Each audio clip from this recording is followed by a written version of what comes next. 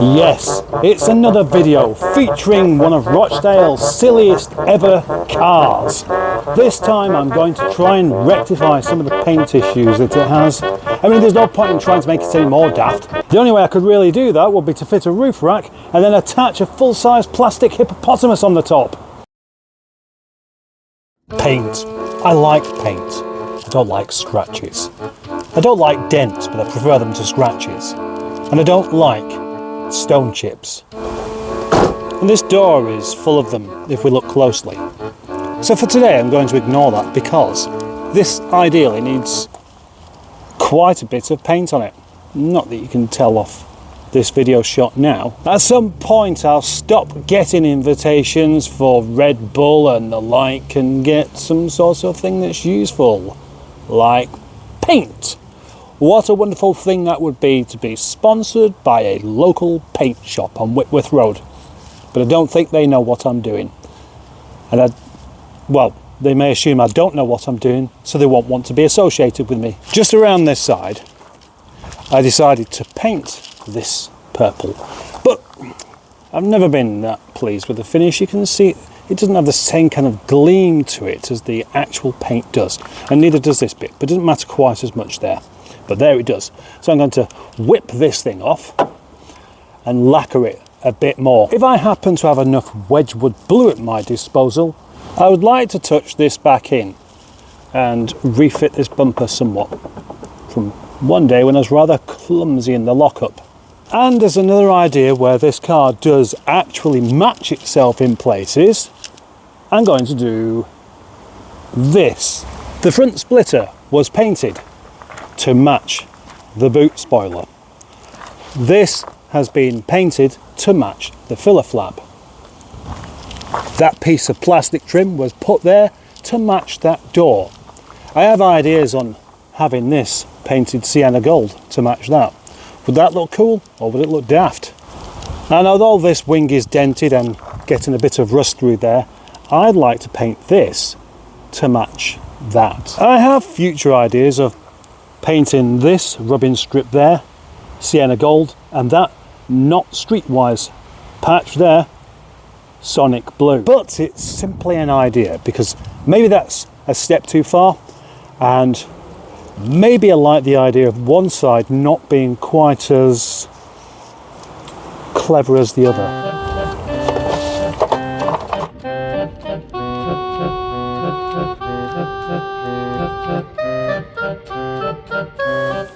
Before I could get started yesterday, I was called home for an emergency, a cooking emergency, one where my help was needed in order to do some cooking, which I didn't think was necessary at the time. It was just as well I didn't actually get started and have gear everywhere. But today, a slight issue with even getting the car into work, which means I'm going to have to take the parts off and just walk them over here. No problem. What I have here is the corner piece off a different bumper, which I've managed to take off and only broken one of the lugs. They're very difficult to get off completely intact. So what I shall do is clean it, plastic primer it, spray it white, and then a splash of silver and try and get the right kind of colour, because I haven't got the correct colour paint.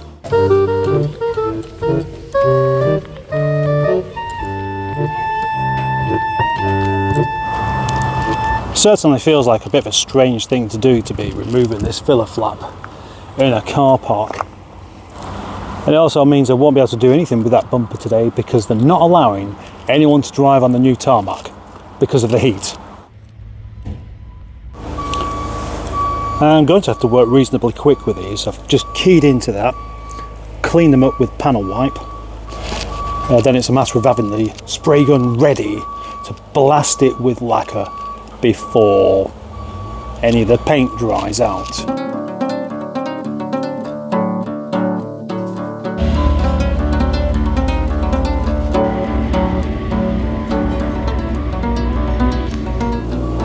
The textured insert needs smoothing off properly, because once you start spraying on it you can see all of the scratches and imperfections on it. It's just not good enough. The filler flap, well, I did actually spray it with some lacquer, but the stuff comes out that gone way too quickly, and it's just out of control. It's just not fit for this particular job. I think it's good for doing walls with water-based paints, and that's it. Just look at the state of it. Maybe it'll be okay once I rub it back in a couple of days when that's properly hardened, but nah.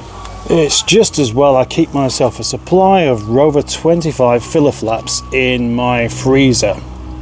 So I've just given this one a quick buff up. That looks pretty good. That one will have to do for the moment.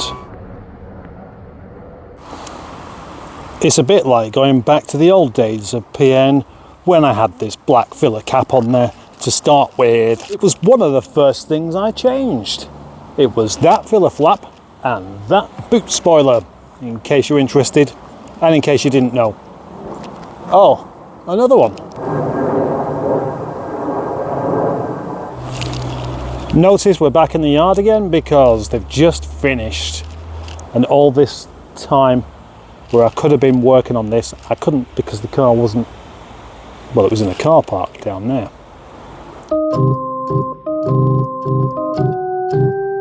In this envelope is the work of pure evil, and I do mean that. The work of pure evil. Not pure evil. In fact, nothing nefarious at all. Pure evil is the name of a particular follower on YouTube. It's come up with a solution to some of the parcel shelf woes that we have in these cars. If you've got one of these, you may be familiar with this issue where these break off and then you can't really operate your parcel shelf in the way that it's meant to be operated. But in here, a solution.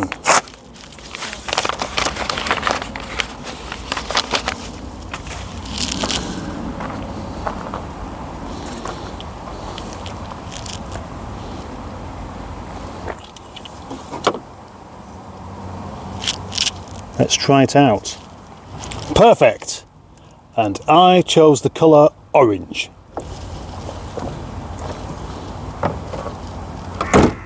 Thank you, Adam.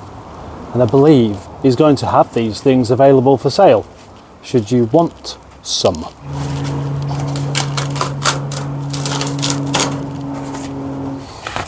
And now I'm going to fix my headlining with some slightly stronger glue.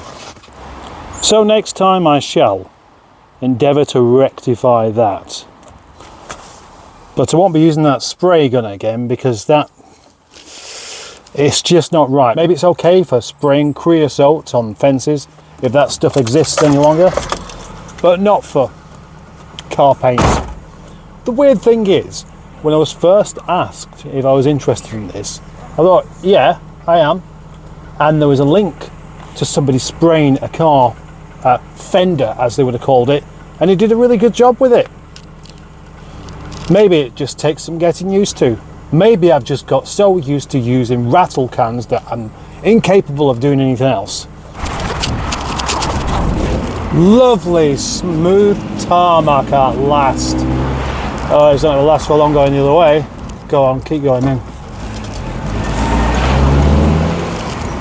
There'll be all sorts of stones being flicked up along here that I don't particularly want my paint to be inflicted by, but it's so lovely to, oh, it comes to the end of it now, there's a great lip.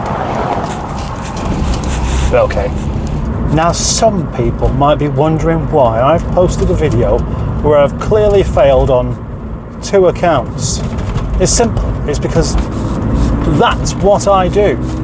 I have a go of doing something, and if it goes wrong, I still tell you about it.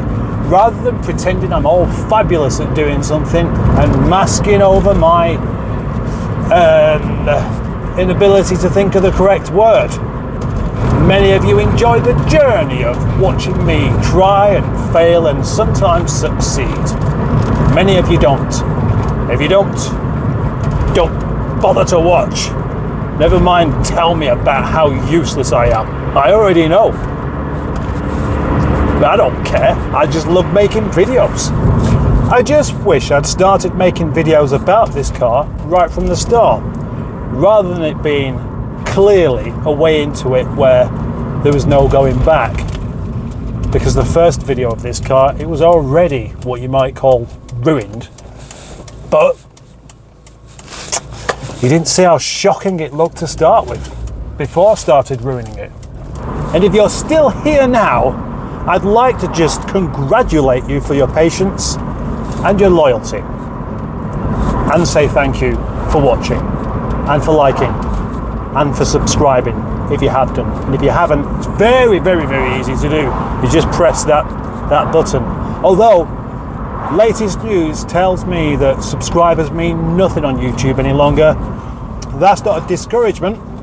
It's just that if you are subscribed and I'm not coming up in your feed and you'd like to see more, you're going to have to start searching, because the up next thing is more important apparently. So don't forget to search for Project Nigel next time you're on YouTube, just in case I've done another video and you're completely unaware of it. Thank you, and bye-bye.